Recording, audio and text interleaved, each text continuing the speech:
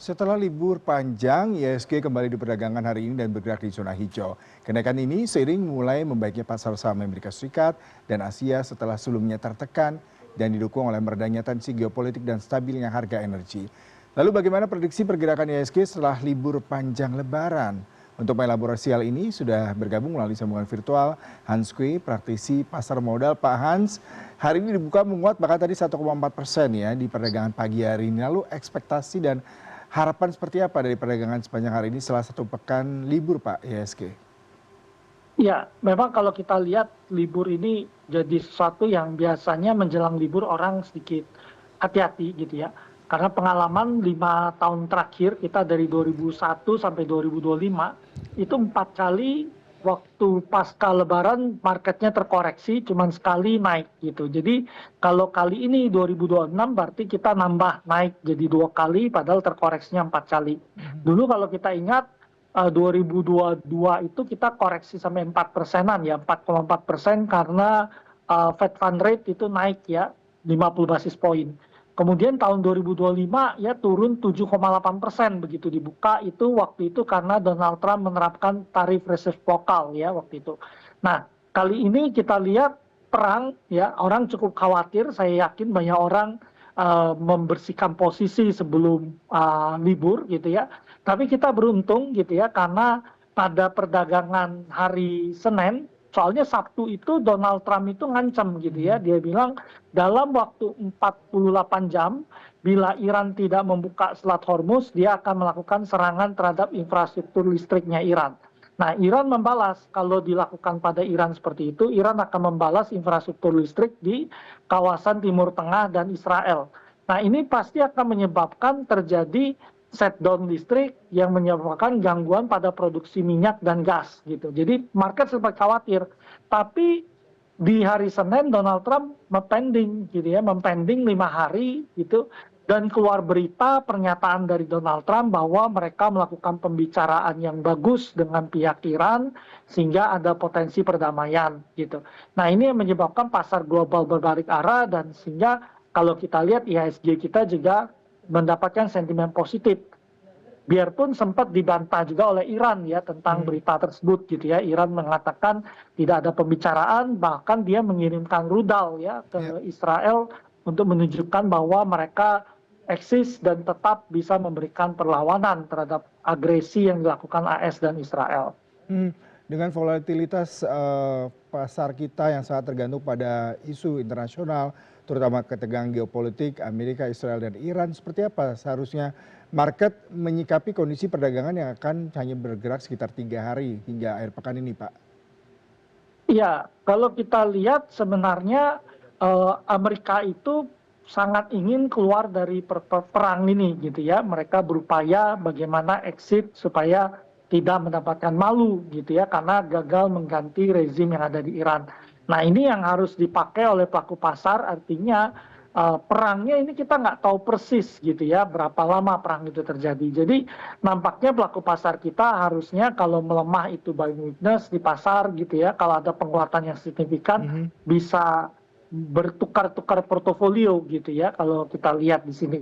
Nah, kita harus tetap fokus pada saham-saham berfundamental bagus karena biasanya kalau terjadi koreksi di pasar, saham-saham berfundamental bagus itu dia akan paling cepat rebound ketika market recovery. Karena begitu market recovery, dana masuk, mereka akan membeli saham-saham big cap gitu. Jadi itu yang menjadi fokus kita di saham-saham yang big cap. Nah, terkait perangnya sendiri memang kalau kita lihat ada berita yang bagus gitu ya, artinya biarpun Iran membantah gitu ya, tapi nampaknya upaya diplomatik itu mulai ada gitu ya, karena Perdana Menteri Pakistan ya mereka menyatakan mereka bersedia menjadi tuan rumah. Nampaknya Amerika bukan melakukan pembicaraan dengan Iran, tetapi dengan beberapa negara di Timur Tengah untuk melakukan jembatan, untuk berdiskusi dengan Iran untuk mengakhiri perang di sana. Jadi tentu ini harus dipakai kesempatan untuk buying weakness, terutama di saham-saham yang berfundamental yang cukup bagus di pasar. Pak, kalau kita bicara mengenai technical rebound, apakah memang para pelaku pasar bisa memanfaatkan momentum ini terutama ketika sebelumnya mengalami koreksi cukup dalam ya, beberapa saham-saham yang tadi Anda katakan big cap mungkin seperti itu. Tapi di sisi lain seperti apa nih saran buat para pelaku pasar terkait ini, Pak? Ya, kalau kita lihat memang kita harus trading dulu ya di jangka pendek karena sekarang ini ketidakpastiannya sebenarnya sangat tinggi. Kita tidak bisa melupakan bahwa sebenarnya ada pergerakan dari pasukan Amerika gitu ya, unit ekspedisi marinir dia ya ke-31 itu bergerak dari Jepang menuju ke Timur Tengah. Hmm, Ada 2.200 pasukan ya. yang sangat mungkin ingin didaratkan di eh, pulau tempat ekspor Iran di sana ya. Nah, Hmm, ini menyebabkan orang berpikir eskalasi konflik akan bisa lama gitu. ya. Belum lagi Amerika mengajukan kepada parlemen mereka tambahan dana sampai 200 miliar US dollar untuk melanjutkan perang gitu. Nah, biasanya parlemen dia akan meng-ACC ya kalau terkait dengan perang, apalagi mereka saat ini dikuasai oleh Partai Republik. Jadi sebenarnya eskalasinya ini belum terlalu pasti kapan berakhir. Oleh karena itu memang pelaku pasar kita masih dalam periode transaksi jangka pendek gitu. Hmm, Biarpun sebenarnya kalau kita lihat kita ini memang udah terkoreksi dari Januari ya, waktu itu MSCI memberikan semacam ancaman ya menurunkan pasar kita ke frontier market. Tetapi kalau kita melihat respon dari otoritas kita, OJK dan SRO, kita pikir kita hampir tidak mungkin turun ke frontier market. Bahkan kalau kita lihat pengalaman di India dulu, waktu mereka menghadapi masalah, kemudian mereka merespon dengan baik, ya, bobot mereka malah naik dari 8% sampai hampir 20%. Artinya bobot Indonesia ini kalau tidak ada faktor perang, dengan respon yang baik dari OJK dan otoritas kita, harusnya ke depan Indonesia bisa mendapatkan kenaikan bobot dari MSCI. Jadi kalau kita lihat perang ini jangka pendek, ya kita cukup yakin bahwa perang ini jangka pendek dan tidak akan terjadi perang dunia, gitu ya. Harusnya periode yang bagus untuk akumulasi, gitu ya, di saham-saham yang terutama blue chip ya, yang berfundamental kuat. hmm. Pak, tapi di satu sisi kekhawatiran perang yang belum mendapatkan titik temu terkait kesepakatan Iran dan Amerika Serikat, terutama bagaimana Selat Hormuz nanti kembali dioperasionalkan, ini pasti berpengaruh terhadap ISG.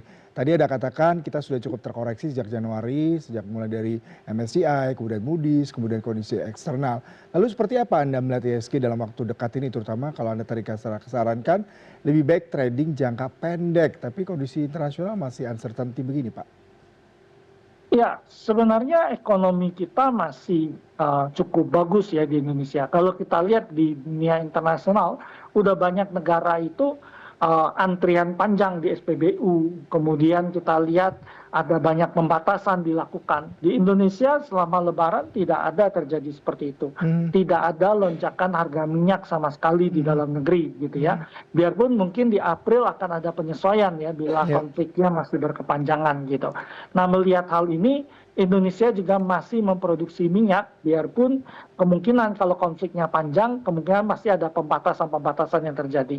Nah, melihat hal ini, kalau kita lihat, kita terpaksa memang bertransaksi di jangka pendek ya di Hmm, pasar seperti ini. Dan kemudian yang kedua, biasanya Amerika dan Israel itu tidak terlibat dalam konflik perang yang jangka panjang. Beda iya. dengan Rusia dan Ukraina gitu. Artinya kalau konfliknya berakhir, pasar akan adjust dan dia bergerak naik ke atas. Jadi saham-saham besar big bank kita ya Mhm, yang terkoreksi lumayan banyak ya 4 bank besar. Kemudian emas juga lumayan terkoreksi. ya, Padahal emas ini terkoreksinya cukup menarik gitu ya. ya. Pertama memang karena indeks dolar menguat. Mhm, Kemudian orang khawatir inflasi tinggi sehingga sekarang bank sentral merubah view-nya dari pemotongan berubah jadi potensi kenaikan. Kemudian yang ketiga itu karena emas ini cukup liquid sehingga ketika mereka mengalami kerugian di tempat lain, emas ini dilikuidasi karena udah untung, dipindahkan untuk menutup margin call di posisi yang lain gitu. Jadi mhm, tapi di jangka panjang, emas ini dalam tren yang akan terus bergerak naik ke atas. ya. Karena hampir seluruh negara dan bank sentral negara-negara besar itu sebenarnya judulnya adalah kurang percaya dengan indeks, kurang percaya dengan dolar lagi gitu ya. Jadi mereka Mhm, cenderung akan membeli emas. ya. Baik, Pak terakhir mengenai rekomendasi saham tadi cukup menarik sejumlah saham-saham berbasis teknologi dan energi dan perbankan tadi dilaporkan oleh teman saya mulai bergerak positif. Bagaimana Anda rekomendasi terkait dengan saham-saham yang menarik mungkin bisa dikoleksi dan mengenai pertumbuhannya, penjualannya seperti itu, Pak?